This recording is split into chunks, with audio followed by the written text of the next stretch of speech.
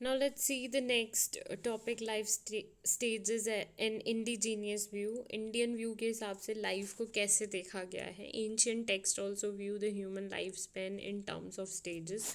जो हमारे ancient text हैं उनमें हमारे लाइफ स्पैन के बारे में डिफरेंट स्टेजेस दी गई हैं. Life is seen as a process of evolution in 4 stages known as ashram. Indian view के हिसाब से लाइफ स्पैन को और लाइफ के एवोल्यूशन को, स्टेजेस को बोला जाता है आश्रम्स, विच लिटरली मीन्स अ ड्वेलिंग प्लेस, जिसको लिटरली ड्वेलिंग प्लेसेस बोला जाता है.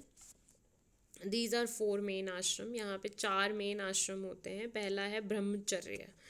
During the period, the major task is learning while living as a student under the guidance of Guru, with emphasis on discipline and simple living. ब्रह्मचर्य आश्रम के अंदर बोला गया है कि सिंपली इस टाइम में आपको किसी गुरु के अंडर रहना पड़ता है, डिसिप्लिन रहना पड़ता है और सिंपली आपको उनके गाइडेंस में सीखना पड़ता है, लर्न करना पड़ता है. दैट्स कम टू द ब्रह्मचर्य आश्रम. फिर आता है आपका गृहस्थ आश्रम. जब वो पढ़ लिख जाता है गुरु के अंडर में, बहुत सारी चीज़ें सीख जाता है, उसके बाद in this phase the life and individual has to work and take on the responsibility of raising and maintaining a family with the social context. फिर गृहस्थ आश्रम में उस इंसान की मैरिज वगैरह होती है और वो सारी रिस्पॉन्सिबिलिटी उठाने के काबिल हो जाता है, काम करता है और समाज से जुड़ता है. फिर आता है आपका वानप्रस्थ आश्रम. It is a period of seculation after one has raised the family and complete the duties towards it. It requires several discipline and assurity and sharing responsibility with the young people. अब वानप्रस्थ आश्रम में क्योंकि इंसान जो होता है वो उम्र में बड़ा होने लगता है, तो उसकी जो फैमिली रिस्पॉन्सिबिलिटीज़ होती हैं वो पूरी होने लग जाती हैं, और जो उसके बच्चे बड़े हो रहे होते हैं वो उनको डिसिप्लिन करता है, सिखाना शुरू करता है और रिस्पॉन्सिबिलिटीज़ उनको देना शुरू करता है.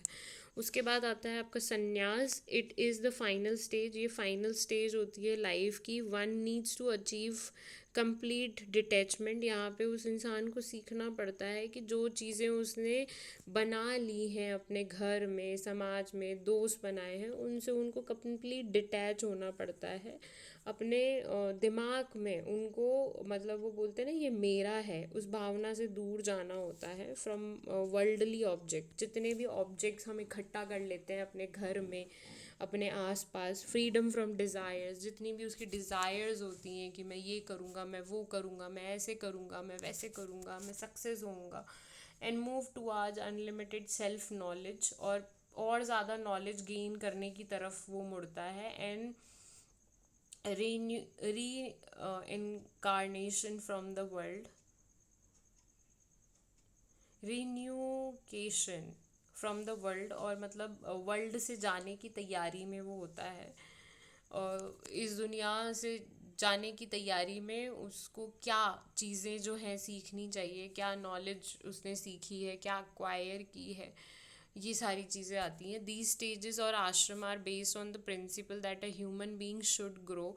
और ये जो प्रिंसिपल है और ये जो आश्रम है उसके अनुसार बताया गया है कि एक ह्यूमन बीइंग को इसी आश्रम्स के अनुसार अपनी लाइफ को बिताना चाहिए.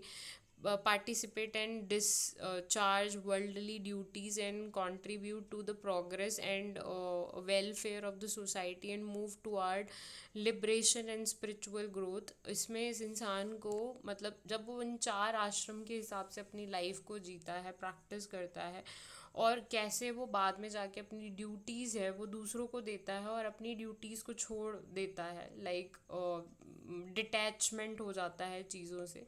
ड्यूटीज़ का मतलब ये नहीं है कि मतलब आप रिस्पॉन्सिबिलिटीज़ को पूरी तरीके से छोड़ दो, अपने कंट्रीब्यूशन को छोड़ दो, बट आप दूसरी तरीके से कैसे कंट्रीब्यूट कर सकते हो सोसाइटी के बारे में, उन चीज़ों को देखा जाता है. And move toward liberation and spiritual growth. और आपकी जो स्पिरिचुअल ग्रोथ है वो इन आश्रम्स के अकॉर्डिंग जब आप अपनी लाइफ को जीते हो तो वो होना शुरू हो जाती है। स्पिरिचुअल और रिलीजन दोनों अलग चीज़ें होती हैं। रिलीजन के अंदर कर्म कांड आते हैं जो लोग करते हैं सिंपली। स्पिरिचुअलिटी का मतलब होता है कि आप अपनी मेंटल ग्रोथ को कैसे बढ़ा रहे हैं। जैसे हम साइकोलॉजी पढ़ते हैं तो हमारी मेंटल ग्रोथ ही होती है, स्पिरिचुअलिटी भी मेंटल ग्रोथ को बढ़ाती है।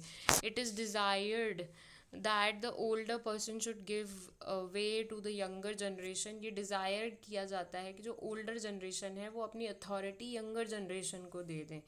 In this scheme one live in a web of obligation to the society as well as environment, including all living beings such as animals and tree.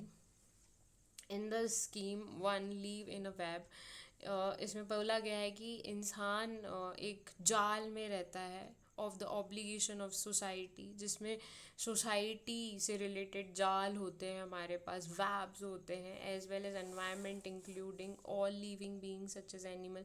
और हमारे पास एक environment होता है जिसमें सारे लिविंग बींग्स होते हैं, जिसमें एनिमल्स और ट्रीज़ भी होते हैं। इट एम्फसाइज को एग्जिस्टेंस, ये एम्फसाइज करता है कि चीज़ें एग्जिस्ट करती हैं with the whole living world, इस पूरे लिविंग वर्ल्ड में, rather than being a consumer. हमें सिर्फ कंज्यूमर नहीं बनना चाहिए कि हम बस लेते रहें प्रकृति से, समाज से बस लेते रहें, exploiting the environment for personal gains, और सिर्फ एक्सप्लॉइट करते रहें अपने पर्सनल गेन के लिए। हम सोसाइटी को क्या दे रहे हैं, समाज को क्या दे रहे हैं बदले में? जब आप ग्रो कर रहे हो, मान लो आप अभी छोटे हो, अब धीरे धीरे बढ़ोगे, आप समाज से जो गेन कर रहे हैं वही आपको समाज को बुढ़ापे में लौटाना चाहिए। आप क्या लौटा रहे हो उनको, वो चीज़ बहुत मायने रखती है। Now next topic is developmental task. Each developmental stage is characterized by a dominant feature or a leading characteristics which determines its uniqueness. Her development stage की अपनी कैरेक्टरिस्टिक्स होती हैं, डोमेन होते हैं, फीचर्स होते हैं, और ये कैरेक्टरिस्टिक्स जो हैं वो डिटरमाइन करती है यूनिकनेस। हर स्टेज में अपनी यूनिकनेस होती है और हर स्टेज को इन्जॉय करना ज़रूरी है। जब बच्चा है वो अपनी बचपन को इन्जॉय करेगा। हर एक स्टेज को आप अलग तरीके से इन्जॉय कर सकते हो। फॉर एग्जाम्पल, मान लो a child is expected to go school. जैसे एक बच्चे से एक्सपेक्टेशंस लगाई जाती हैं कि वो स्कूल जाएगा एंड शुड स्टडी। जब तक वो बड़ा होता है वो स्टडी करेगा। And adult is expected to work. एक एडल्ट को एक्सपेक्ट किया जाता है कि वो काम करेगा, अपनी फैमिली को रेज करेगा। Certain characteristics stand out more promptly than other, and each period is called a stage. हर पीरियड को स्टेज कहा जाता है और हर पीरियड की अपनी कैरेक्टरिस्टिक्स होती हैं। People learn certain behavior pattern and skill more easily and successfully at certain stage, and this become a social expectation. जो लोग होते हैं हर स्टेज में कुछ सर्टेन बिहेवियर पैटर्न और स्किल्स को सीखते हैं और इससे वो इजीली सक्सेसफुल होते हैं हर स्टेज के अंदर। And this become a social expectation, और इसकी वजह से ये सोशल एक्सपेक्टेशंस बन जाती हैं कि हर बच्चे को ये काम करना चाहिए। जैसे पेरेंट्स जो होते हैं वो देखते हैं कि भाई दूसरे बच्चे स्कूल जा रहे हैं तो हमारे बच्चे भी स्कूल जाने चाहिए, स्कूल में अच्छे ग्रेड्स आने चाहिए, तो एक एक्सपेक्टेशंस क्रिएट हो जाती हैं।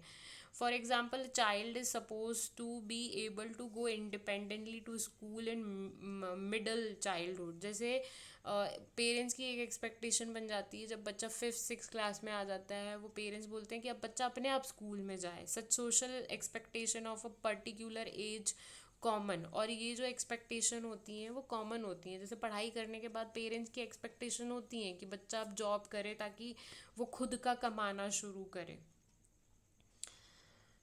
सच social expectation of a particular age common, ये सारी कॉमन होती हैं expectation to all persons constitute developmental task, जिसमें हर पर्सन डेवलपमेंटल टास्क के अंदर होता है। If a person is able to master the developmental task of a particular stage, he और she is considered to have a successfully move on the next stage of development। जब एक इंसान master कर लेता है एक स्टेज को, फिर वो दूसरी स्टेज में सक्सेसफुली जाता है। और हर दूसरी स्टेज में सक्सेस को हासिल करता है on to the next stage. ये एक गेम की तरह होता है अगर देखा जाए तो।